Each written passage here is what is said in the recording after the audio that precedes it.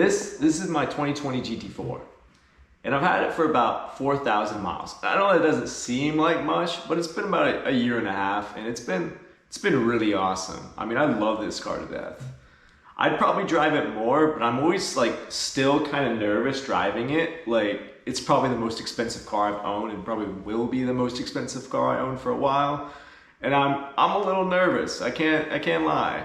I daily drove it for probably 3 to 4 months when I first got it, because my E46, I still had the E46 I posted about before, but it was not in like a running condition. It had like 20-inch wheels that didn't fit. They rubbed over everything. So I drove this around, but that was during quarantine. There was no one on the road really.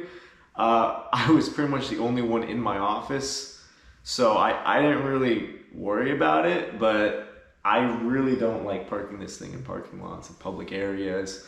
I mean, my M2 and that E46 I posted have both been hit in parking lots, whether it was keyed or ran into by a shopping cart. Even a 4 Series I had a long time ago was also hit in a parking lot. I've had awful luck with cars getting hit in parking lots when I'm not around.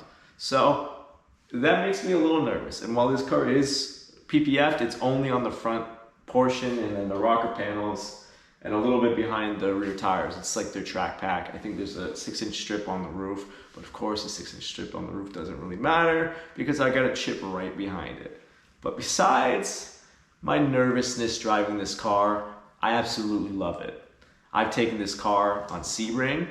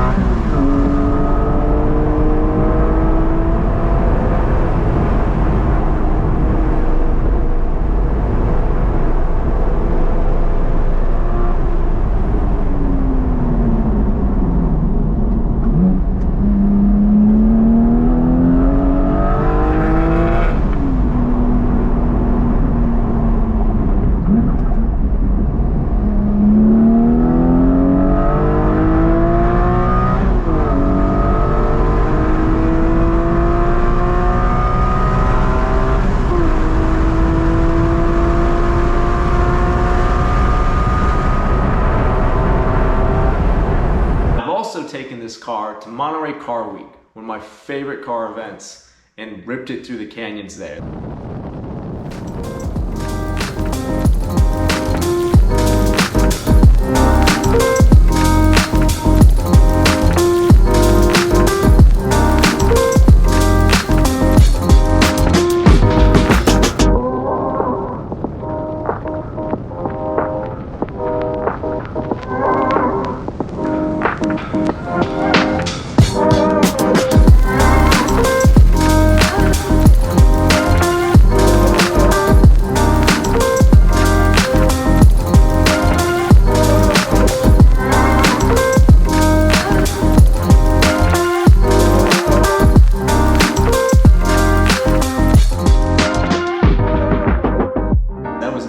Trip. And I hope I can bring it to some more car weeks as well as more track days coming up.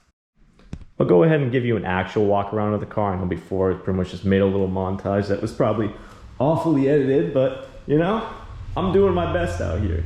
This car is in gentian blue, which I think is pretty beautiful. I think it's like as close to a paint to sample paint for a 2020 GT4. And then they offer shark blue, which I'm a little salty about because I love that color. But the way this color shines under artificial lighting, and honestly, certain lighting, you know, direct sunlight helps too. But something about like artificial lighting on this paint just makes it look beautiful.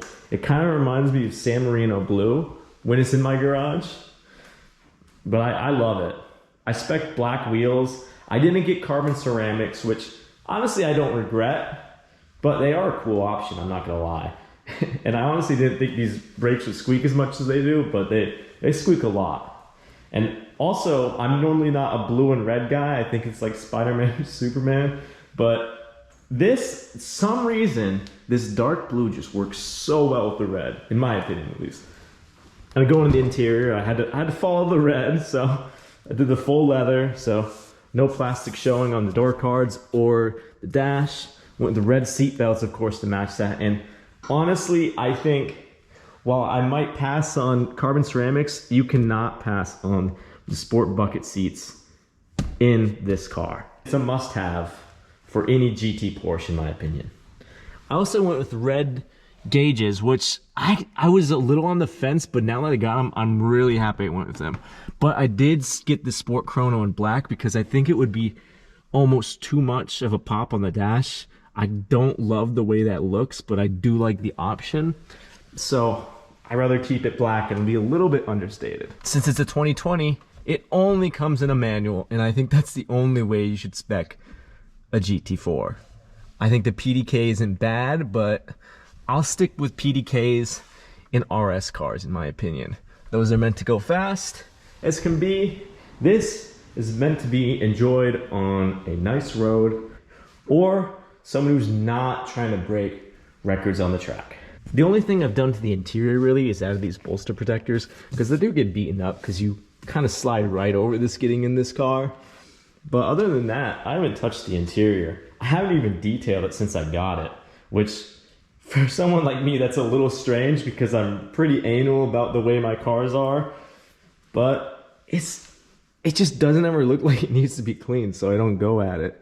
One thing that I did to this car that I think is almost necessary are these RSNV wing risers. I absolutely love these. They add, I think it's like an inch or two. I don't know the exact measurements. I wish I did, but it just gets so much more presence on the rear. For exhaust in this car, I've done the Soul Performance over axle pipes, which pretty much is like a connector between the headers and the muffler. I do think the car sounds pretty good, but it's not 100% perfect. I think with headers and a different muffler, it'll have a much better setup and be a little bit less raspy on the top end. Other than that, I haven't really done anything to this car but enjoy it. I mean, it's been like I said before, it's been a dream to own. It's probably one of my favorite new cars on the market right now. Because honestly, if you look at the options, there's really no other mid-engine manual car that's for sale that screams like a Porsche and handles as well as one. I really, it's hard to even compare this to stuff because I think it's in a category of its own. I know people will try and compare the GT3 or whatnot, but it's a completely different car. If you're in the market for one of these, I'd definitely go for one. I will say though, if I didn't have the opportunity to get a 718 from dealer and MSRP, I'd probably go for the previous gen, the first gen GT4, because I think those are a pretty good deal. But even now, I think they're going for like 90 to 100 grand. I know when I first was searching, they were 80 grand, and that's a good car for the money. These, I'm pretty sure they're the 110s, 120s, and even 130s, depending on spec. I know Porsches are very specific on specs. I think more so than any other brands. Maybe Porsche owners are just weird, or they're very, very particular. One or the other. Regardless though, I got to spec this car myself and I absolutely love it. I think the only car I'd sell this for at this point would probably be a GT4 RS. And I know that's automatic, like the PDK, I guess. I don't want to call the PDK automatic. I'm sure people might get upset about that. But I would probably swap them, even though it's a change from a manual to the PDK. I think that car is just insane, and what really gets me are the vents that go straight into the, I guess, air intake, plenum, whatever you want to call it, on the engine. That just looks insane, and I'm sure it makes a great noise. So that's pretty much it. I went over, I think, everything I wanted to go over. I couldn't take it out today because it's dark now and it's been raining all day. It's been an awful day in Tampa. But I'll probably post some videos of me driving on the streets sometime soon. I don't know the best driving roads in my area. Honestly, it's a pretty small city, and I think the only good roads are in surrounding areas, and I don't know those surrounding areas. but I'll post some city driving of this car, probably the E46 as well as the Lancia. I want to get a video out of that, just like kind of a baseline of the car before I modify it. So hopefully that will be coming soon. And I'm sure I'll post more on the GT4 soon to come.